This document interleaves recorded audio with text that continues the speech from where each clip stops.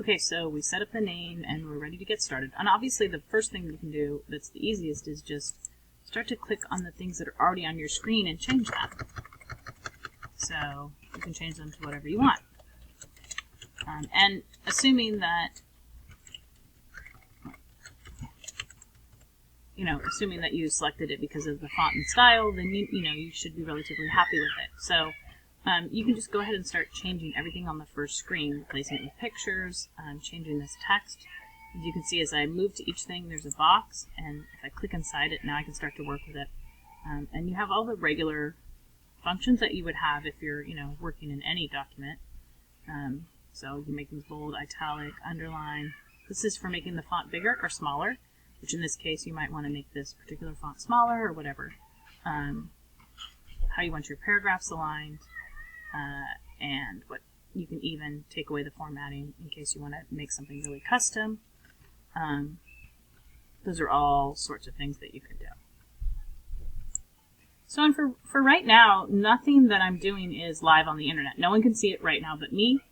Nothing goes out there until you hit the publish button. Publish is when it actually goes live. And for those of you, for me, like when I first started out, if it's a free Weebly, unless you give people the link, they have to find it, because that's part of their push to have you upgrade to a paid account. If you have a paid account, people can Google like your name if it's associated with your website, and they can find your website really easily. So initially I did a free one, and then I put a link up to it, or I had a link of it put on our school website, which our students are totally comfortable navigating to. So any changes I make here, I'm not going to see them. No one else is going to see them out on the internet until you click publish. So you can spend several weeks, days, whatever you want to making it look just the way you want it. But it's really easy to change too. So the other thing that you can utilize is all of this stuff over here. And it might look overwhelming. So anything I want to do on this page, if I want to create new blocks that aren't already on here, they kind of call these blocks. So you put the blocks in that you want. So if I wanted to add an image, I would click on image. It's always a little funky here at school. It works,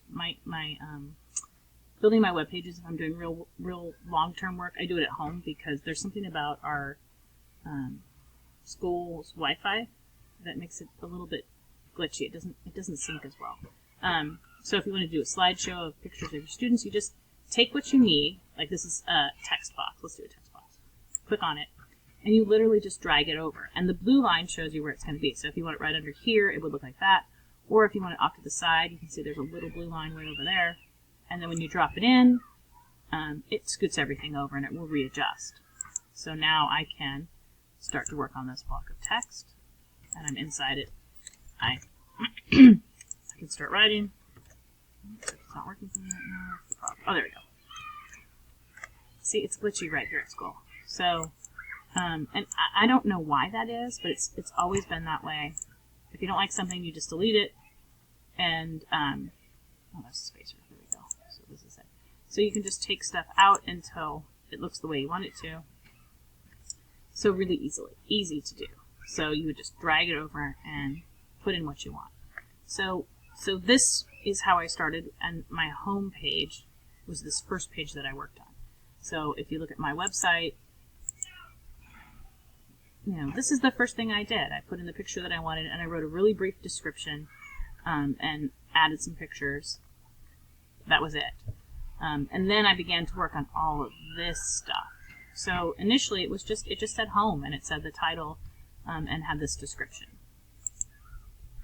So that's kind of the beginning. And then I think I'm going to do is I'll wait till I'm home so that the computer's cooperative, and I'll show you in the videos how to deal with each of these. So that's about it.